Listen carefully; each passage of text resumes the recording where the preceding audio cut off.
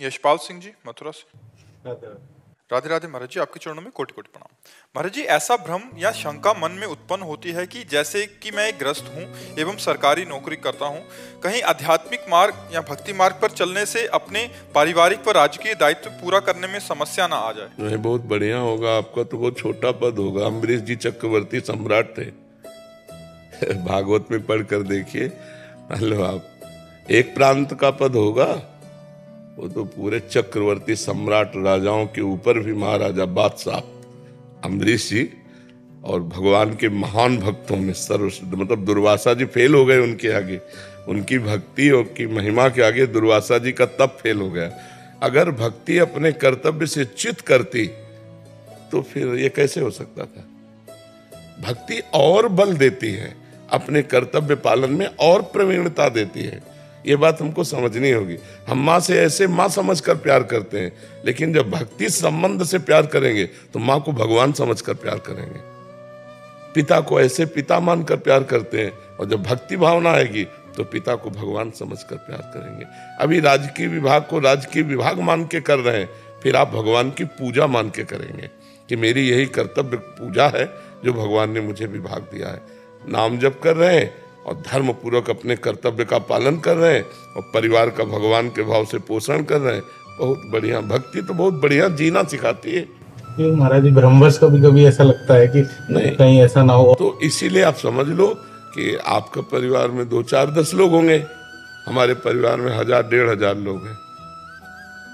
2 4 10 बच्ची बच्चा होंगे, यहाँ देखो ना सैकड़ों की संख्या में बच्ची बच्चा, और सब अलग अलग घरों से आए हुए।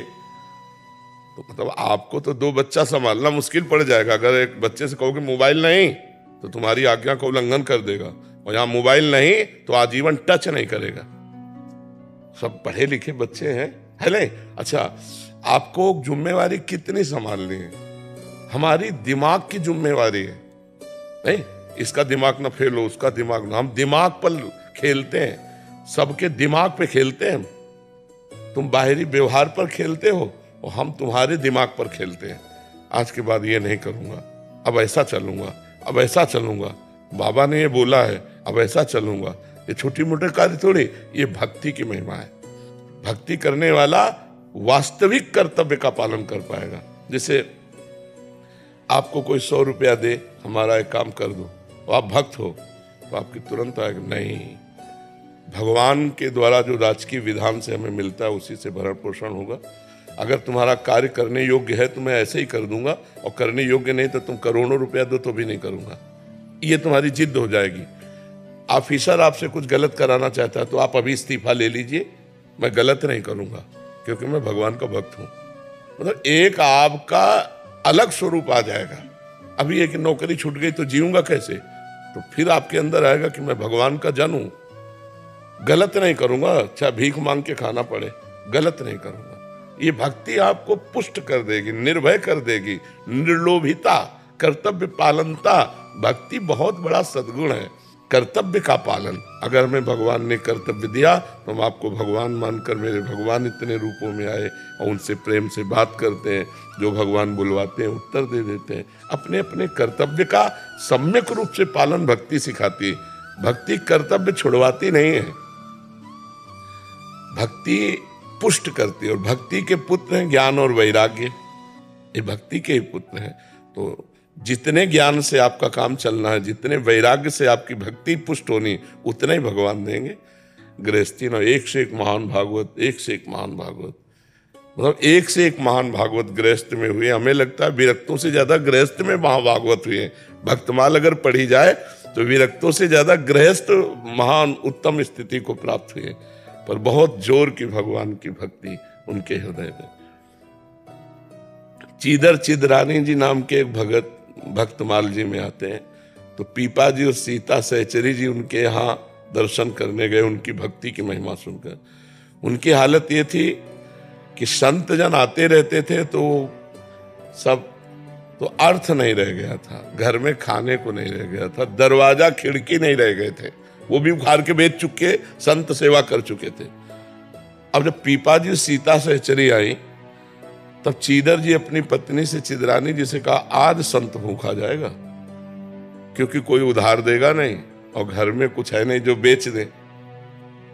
तो आज हमारा नियम टूट जाएगा कि संत कभी भूखा दरवाजे से नहीं जाना चाहिए। और इतने बड़े संत पीपाजी सीता से चले, तो उनकी पत्नी ने जानो क्या कहा, भूखे नहीं जाएंगे। हमारा एक वस्त्र है शरीर में, कुछ देखने लायक है, मतलब थोड़ा ठीक है, क्योंकि चीदर जी की तो फटी भ्रुपटी धोती लपटी हुई थी तन में, उन्होंने अपना वस्त्र उतार दिया और कहा बाजार में बेच दो, चना गुड़ तो मिल जाएगा, कुछ तो मिल जाएगा, भूखे तो नहीं जाएंगे। भगवान की कृपा से वो बिक गया, तो उसी का दाल चावल लाए बनाया और रज के पात्र में जब उनके सामने, तो सीता सहचरी जिनका भक्ता, इनको भी बुला लो यहीं। तो उनका नहीं, उनका नहीं, मैं बुला के लाती हूँ। अंदर गए तो देखा रसोई में निर्वस्त्र बैठे, आंखों से आंसू चल रहा है, मुख से भगवान का नाम चल रहा है। सीता सहचरी समझ गई घर की हालत देख के, और तो उनका सखी तुम निर्वस्त्र क्यों बैठी हो? तो उन्होंने आंख खोल के देखा, कहा हमने तो सुना था आप द्वारिकाधीश का साक्षात्कार करके आई होगी, तो द्वारिकाधीश की चर्चा करोगी क्या? इस नाशवान शरीर की चर्चा शुरू कर दी है, तो नंगा ही पैदा हुआ था, मरेगा तो ऐसे ही जल जाएगा, इसकी चर्चा क्या? भगवान की चर्चा। कितने महान भक्त। सीता सहचरी जी लौट के आई पीपाजी के पास, कान में बताया कि हम तो समझते थे कि राज रानी है, महल सब कुछ त्यागा, लेकिन इनके त्याग के आगे हमारा किनका भी त्याग नहीं है। अपने शरीर के वस्त्र को बेचकर ये भोजन आया है। भक्ति सर्वस्व त्याग, सर्वस्व बलिदान और निष्ठा। तो आप अपने पद का अगर निष्ठा पूर्वक पालन करें तो बहुत बड़ी पूजा भगवान की होगी। जो भी आपको कर्तव्य कर्म में मिला हो, और नाम जप करते हुए अपने परिवार का पोषण करें, ये भगवान की भक्ति सिखाती है। भगवान की भक्ति ऐसा नहीं कि अपने कर्तव्य का त्याग सिखाती हो, कर्तव्य के लिए त्याग सिखाती है। अपने कर्तव्य के पालन के लिए प्राण भी दे दें हम, ये भक्ति सिखाती है जी।